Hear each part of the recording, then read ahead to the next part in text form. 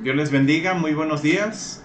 Dentro de la serie de estudios de la vida de nuestro Señor Jesucristo, hoy, 11 de febrero del año 2024, tenemos la lección número 169 y tiene como objetivo que el sacrificio de Cristo nos motiva a mantenernos fieles a Él aún en pruebas difíciles.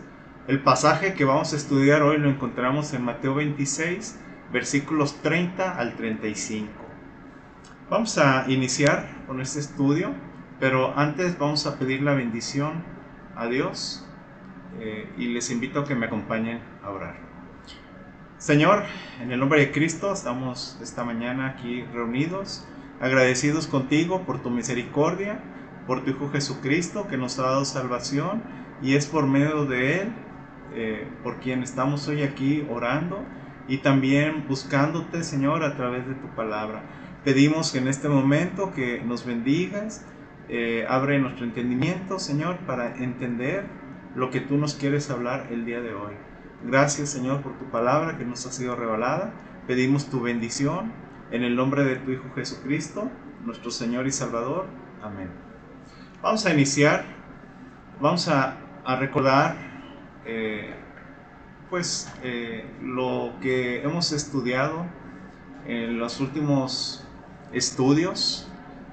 Recordemos ahí en Mateo 26, versículos 17 al 19, vemos aquí, o vimos más bien las instrucciones que el Señor Jesucristo da a sus discípulos para celebrar la Pascua. Ya estaban en esa semana, una semana muy importante para el pueblo de Israel, y la fiesta de la Pascua era o es una de las fiestas centrales para el pueblo de Israel. Los discípulos tenían instrucciones precisas del Señor Jesucristo. Él les dijo que tenían que decirle a cierto hombre el siguiente mensaje: el maestro dice, mi tiempo está cerca, voy a celebrar la Pascua en tu casa. Y los discípulos hicieron tal y como el Señor Jesucristo les ordenó, como les instruyó, y prepararon la Pascua. Entonces el Señor Jesucristo y sus discípulos, estando celebrando la Pascua en el lugar que le fue prestado, en este salón prestado por aquel hombre, el Señor Jesucristo celebra la cena de la Pascua. Y también en ese tiempo o en ese momento el Señor Jesucristo lavó los pies de sus discípulos, porque este trabajo, el lavamiento de los pies, era algo muy común en aquel tiempo. Lo hacían personas que eran sirvientes del dueño del lugar, pero en ese lugar que se encontraba el Señor Jesús con sus discípulos, ese lugar prestado, no había ningún siervo, ningún sirviente del dueño que hiciera este trabajo. Y el Señor Jesucristo, vemos que Él pues nos pone el ejemplo. Él como siervo se pone a hacer este trabajo y lava los pies de los discípulos. Ahora vamos a ver qué pasó después de que el Señor Jesucristo lavó los pies de los discípulos, y vamos a iniciar ahí en Mateo 26 leyendo versículos 20 al 25. Dice la palabra: al anochecer, Jesús estaba sentado a la mesa con los 12. Mientras comían, les dijo: les aseguro que uno de ustedes me va a traicionar. Ellos se entristecieron mucho, uno por uno comenzaron a preguntarle: ¿acaso seré yo, Señor? El que mete la mano conmigo en el plato es el que me va a traicionar. Respondió Jesús: a la verdad, el Hijo del Hombre se irá tal como está escrito de él, pero ay de aquel que lo traiciona. Más le valdría a ese hombre no haber nacido. ¿Acaso seré yo, Rabí? Le dijo Judas, el que lo iba a traicionar. Tú lo has dicho, le contestó Jesús. Vemos aquí en el versículo 21 lo que el Señor Jesucristo les dice mientras comían. Y en el versículo 21 les asegura que uno de los 12 que estaba ahí compartiendo la cena de la Pascua iba a traicionar al Señor Jesucristo. ¿Y cómo respondieron ellos ante esta declaración? En el versículo 22 vemos que los discípulos se entristecieron mucho y empezaron a preguntarle: ¿acaso seré yo? Ellos dudaban, no sabían quién lo iba a traicionar, y le preguntaban al Señor Jesucristo. Y pues ellos, a pesar de que los 12 convivían, se trataban, ellos no podían saber quién lo iba a traicionar. Solamente el Señor Jesucristo, que conoce nuestros corazones, Él sabía quién lo iba a traicionar, y sabemos que es Judas el que lo iba a traicionar. Pero sus discípulos no sabían, porque Judas, al igual que los 11 restantes de los discípulos, Judas pasó tiempo con el Señor Jesucristo, lo siguió, lo acompañó. Él también recibió las enseñanzas del Señor Jesucristo, fue testigo de las señales y milagros que el Señor Jesús realizó. Por lo tanto, Judas actuaba igual que los demás discípulos. Escondió perfectamente su falta de fe en el Señor Jesús. Y tristemente, así es también en la actualidad, en las iglesias.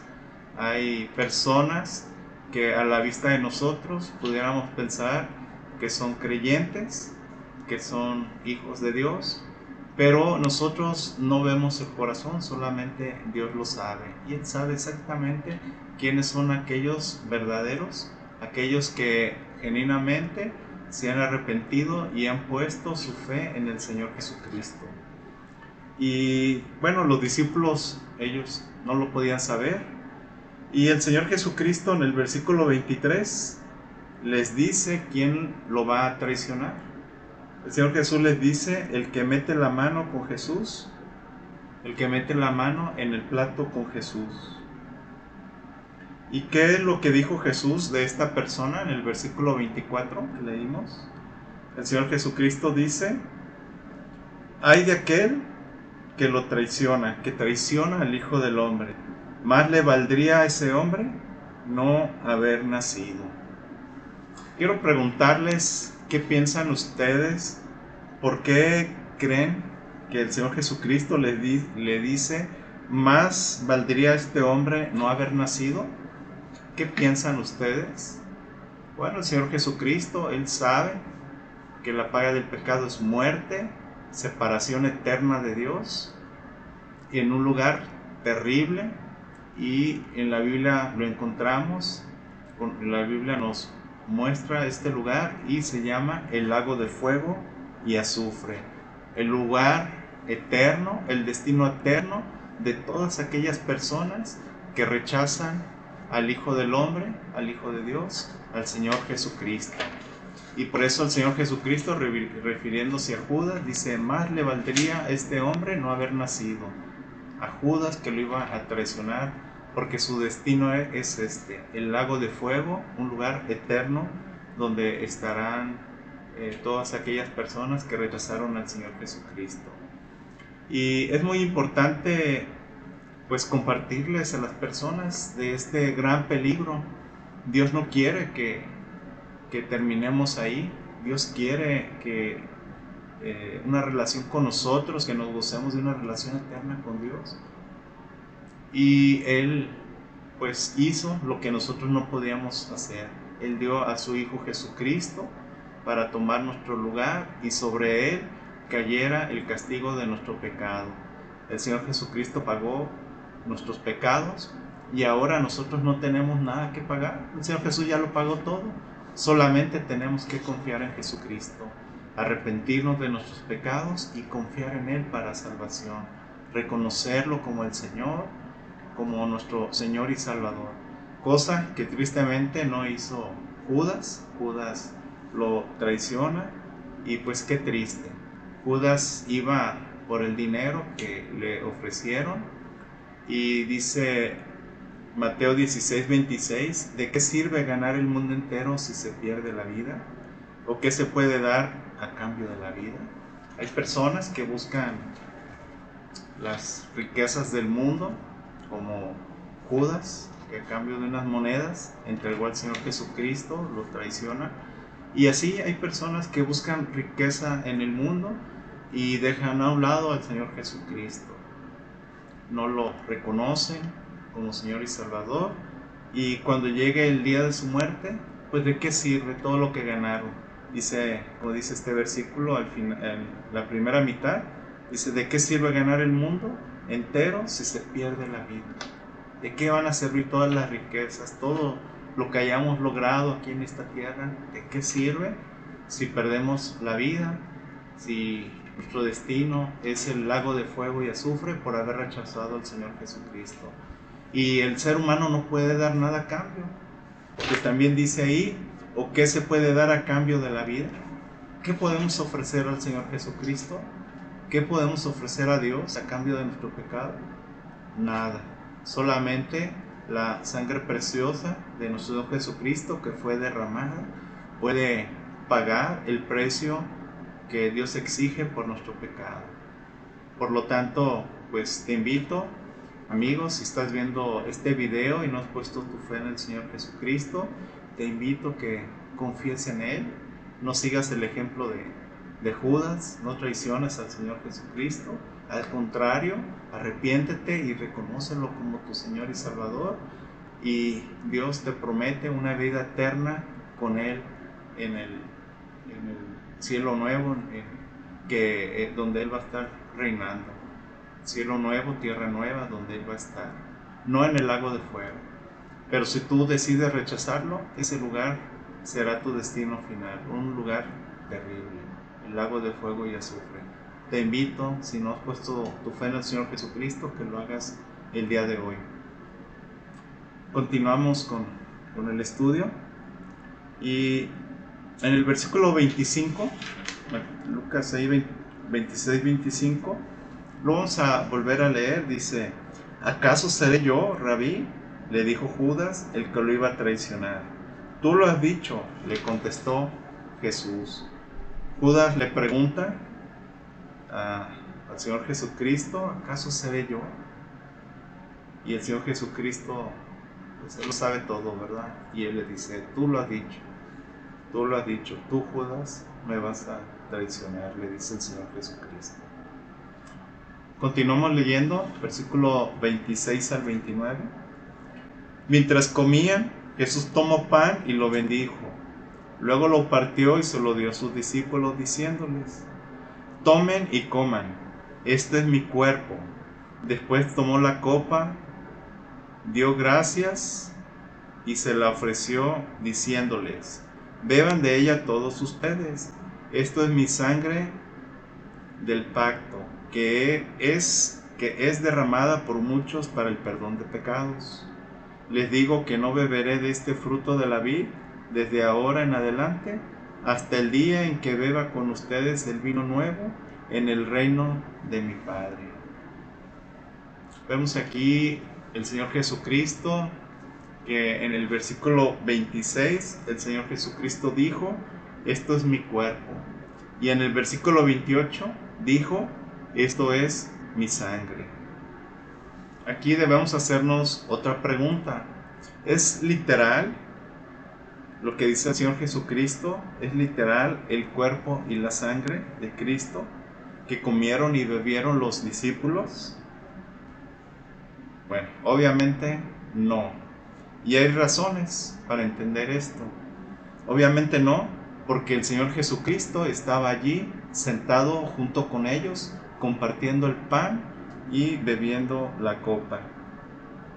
Y ellos entendieron que el Señor Jesucristo les estaba hablando de manera simbólica. Este lenguaje metafórico era una costumbre hebrea.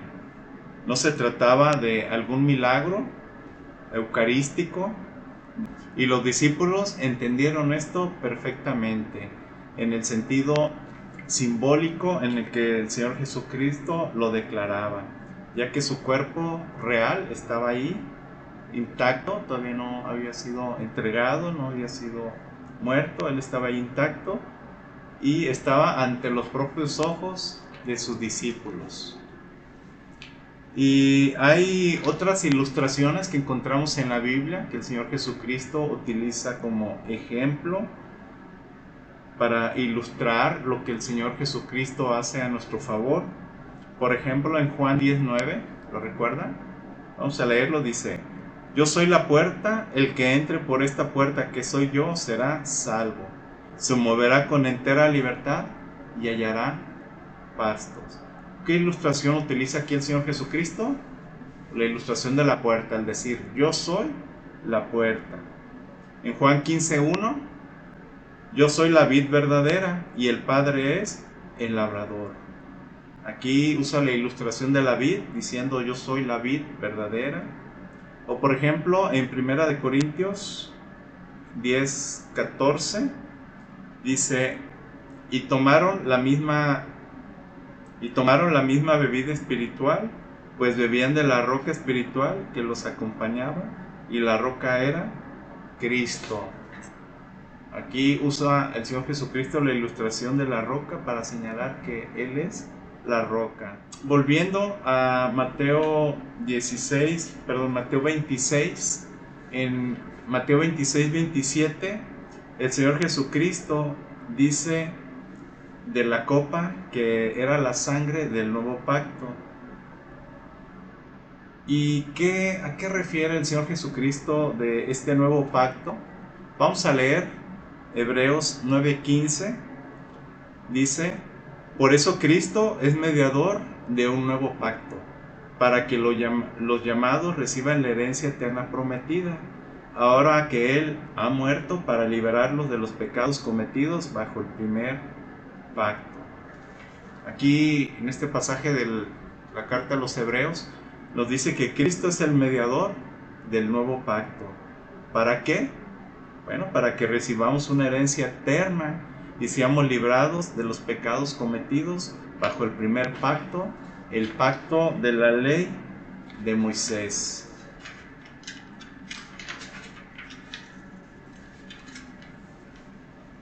Y volviendo a Mateo 26:28, ¿por qué fue derramada la sangre de nuestro Señor Jesucristo? Dice ahí Mateo 26:28, esto es mi sangre del pacto que es derramada por muchos para el perdón de pecados. Ese fue el precio de nuestros pecados, del perdón de nuestros pecados. Fue el derramamiento de la sangre, y no cualquier sangre, una sangre perfecta, una sangre pura, sin pecado, limpia, la sangre del Señor Jesucristo, y fue derramada para el perdón de nuestros pecados. Romanos 3:21 al 26 dice: pero ahora, sin la mediación de la ley, se ha manifestado la justicia de Dios, de la que dan testimonio la ley y los profetas. Esta justicia de Dios llega mediante la fe en Jesucristo. Ojo, mediante la fe en Jesucristo. A todos los que creen. De hecho, no hay distinción, pues todos han pecado y están privados de la gloria de Dios. Pero por su gracia son justificados gratuitamente mediante la redención que Cristo Jesús efectuó. Dios lo ofreció como un sacrificio de expiación que se recibe por la fe en su sangre, para así demostrar su justicia. Anteriormente, en su paciencia, Dios había pasado por alto los pecados, pero en el tiempo presente ha ofrecido a Jesucristo para manifestar su justicia. De este modo Dios es justo y a la vez el que justifica a los que tienen fe en Jesús. En el versículo 24 vemos que somos justificados pagando algo. Claro que no, ¿verdad? Dice: somos justificados gratuitamente mediante la redención que Cristo Jesús efectuó. Por eso esta justicia, como dice el versículo 22, esta justicia de Dios llega mediante la fe en Jesucristo. Por eso somos justificados gratuitamente. Cristo lo hizo todo. Nosotros no tenemos que hacer más. No tenemos por qué pagar. Cristo lo hizo todo y es una justificación gratuita. Y en el versículo 25 dice, Dios lo ofreció como un sacrificio de expiación. Expiación es pagar la pena que se debe pagar, en este caso por los pecados. Dios lo ofreció como un sacrificio de expiación que se recibe por la fe en su sangre. Muchas religiones, o todas las religiones, mejor dicho, porque el cristianismo no es una religión, es una relación personal con Dios a través de nuestro Señor Jesucristo. Y esta relación personal con Dios es por medio de la fe. Pero las religiones, ¿qué hacen? Las religiones establecen obras. Y el versículo 25 nos dice todo lo contrario. Aquí no vemos las obras. El versículo 25, repito, lo vuelvo a leer, dice, Dios lo ofreció como un sacrificio de expiación que se recibe por la fe en su sangre, en la sangre del Señor Jesucristo. Y en el versículo 29, volviendo a Mateo 26, nos dice, el Señor Jesucristo nos da una promesa. Vamos a leerlo. Les digo que no beberé de este fruto de la vid desde ahora en adelante hasta el día en que beba con ustedes el vino nuevo en el reino de mi Padre. Aquí vemos una promesa que el Señor Jesucristo volverá a tomar del fruto de la vid hasta que lo beba le dicen los discípulos, cuando lo beba con ellos en el reino de su Padre. ¿Y cuándo comienza el reino de su Padre? Dice Mateo 25:31, cuando el Hijo del Hombre venga en su gloria con todos sus ángeles, se sentará en su trono glorioso. Entonces, ¿cuándo comienza el reino de su Padre? Bueno, el reino comienza en la segunda venida del Señor Jesucristo. No sabemos el día, no sabemos la hora, pero de acuerdo a la palabra de Dios sabemos que ese día está cerca, el día que el Señor Jesucristo venga por segunda vez a la tierra. Seguimos Mateo 26, 31 al 35. Esta misma noche le dijo Jesús, todos ustedes me abandonarán, porque está escrito, heriré al pastor y se dispersarán las ovejas del rebaño. Pero después de que yo resucite, iré delante de ustedes a Galilea. Aunque todos te abandonen, declaró Pedro, yo jamás lo haré. Te aseguro, le contestó Jesús, que esta misma noche, antes de que cante el gallo, me negarás 3 veces. Aunque tenga que morir contigo, insistió Pedro, jamás te negaré. Y los demás discípulos dijeron lo mismo. En el versículo 31, el Señor Jesucristo les dice que esa misma noche todos ustedes, todos los discípulos, todos ustedes me abandonarán, porque está escrito, heriré al pastor y dispersaré las ovejas del rebaño. Aquí el Señor Jesucristo está haciendo referencia a lo que está escrito en el libro de Zacarías 13:7. Es una profecía que, como muchas otras, el Señor Jesucristo cumplió al pie de la letra. Y a pesar de abandonarle, ¿qué iba a pasar después? Aquí vemos una promesa que hace el Señor Jesucristo en el versículo 32. A pesar de que lo abandonaron, dijo que Él iba a resucitar y que Él iba a ir adelante de ellos a Galilea. Y vemos a Pedro, un hombre pues impetuoso, que él respondía a las situaciones, algunas ocasiones sin pensarlo mucho, simplemente lo decía, y aquí no fue la excepción. Aquí Pedro dice, aunque todos te abandonen, yo jamás lo haré. Pedro confiaba en sus fuerzas, confiaba en sí mismo, y le dice al Señor Jesucristo, aunque estos 11 discípulos, estos 11 hombres que están aquí te abandonen, Pedro le dice, yo no te abandonaré.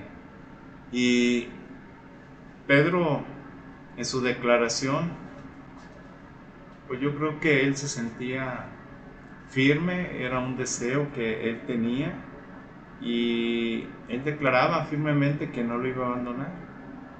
Y seguramente Pedro, él no quería abandonar nunca al Maestro, al Señor Jesucristo, y él, repito, él confió en sí mismo, confió en sus fuerzas para mantenerse fiel al Señor Jesucristo en cualquier situación, incluyendo a la que el Señor Jesucristo está haciendo referencia al momento en que Él va a ser entregado y va a ser crucificado. ¿Y qué es lo que Jesús le asegura en el versículo 34? Pues le dice a Pedro: Pedro, te aseguro que esta noche me vas a negar 3 veces. Y Pedro insiste, ¿verdad? Vemos en el versículo 35 que Pedro insiste, dice: aunque tuviera que morir por ti, que tuviera que morir por Cristo, lo haría para no negarle.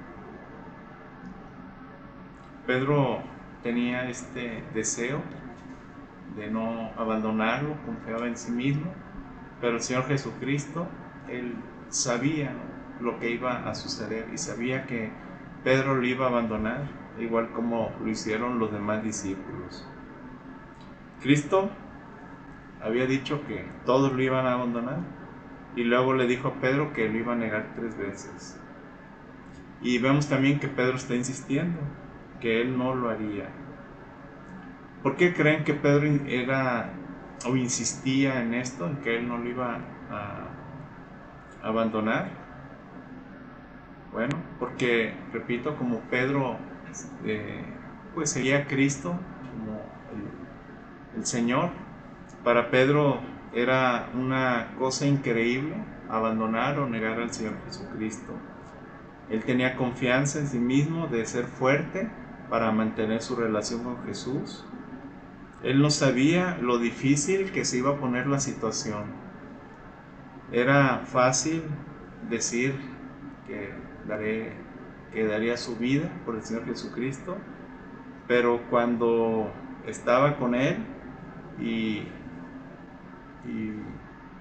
los discípulos estaban con Él, pues así lo pensaban, pero cuando la situación se puso difícil, después de que lo aprendieron, cuando vieron los peligros, pues vemos que Pedro lo traiciona y el Señor Jesucristo sabía que lo iba a traicionar. Y ya para terminar, queridos hermanos, amigos, todo estudio, toda lectura de la Escritura, pues debe tener una aplicación a nuestra vida. Y este estudio no es la excepción, debe tener aplicación en nuestras vidas. ¿Y qué podemos aprender y aplicar nosotros de este error que cometió Pedro en su respuesta a Jesús?